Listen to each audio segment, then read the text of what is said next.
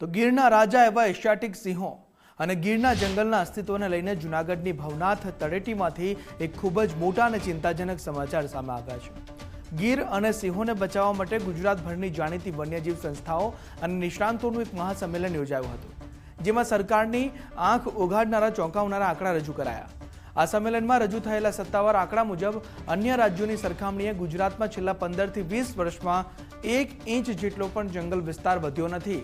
આનાથી પણ વધુ ગંભીર બાબત એ છે કે જંગલની જમીનને ઉદ્યોગો માટે ડાયવર્ટ કરવા માટે અધધ 1560 દરખાસ્તો થઈ છે। આખા દેશની કુલ દરખાસ્તોના 15% દરખાસ્તો માત્ર એકલા ગુજરાતમાંથી જ થઈ છે, જે દેશમાં સૌથી વધુ છે। સ્ટેટ બોર્ડ ફોર વાઇલ્ડ લાઇફના સભ્ય રોહિત કુમાર વ્યાસે આ અંગે ગંભીર ચિંતા વ્યક્ત કરી છે। હાલના સમયમાં માનવ અને સિંહ વચ્ચેનું ઘર્ષણ એ વન વિભાગ માટે સૌથી મોટો પડકાર બન્યું છે। નિષ્ણાંતોના મતે સિંહ એક હિંસક શિકારી પ્રાણી છે, તેથી આ પરિસ્થિતિને પહોંચી વળવા માટે સરકારે હવે પરંપરાગત રીતો છોડીને વૈજ્ઞાનિક ઉપાયો શોધવા જ પડશે। આંકડા સામે આવ્યા બાદ વન્યજીવ પ્રેમીઓમાં ભારે રોષ પણ જોવા મળી રહ્યો છે।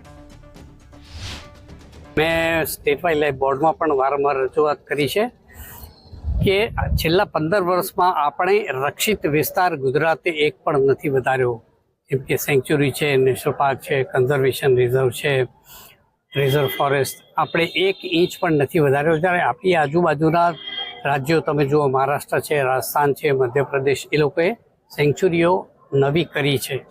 બીજું કે આ રાજ્યસભામાં અપાયેલા પ્રશ્નોનો જવાબ છે કે ગુજરાત એકલામાંથી 1560 જેટલી દરખાસ્તો આ રક્ષિત વિસ્તારોને ડાયવર્ટ કરવાની ગયેલી છે।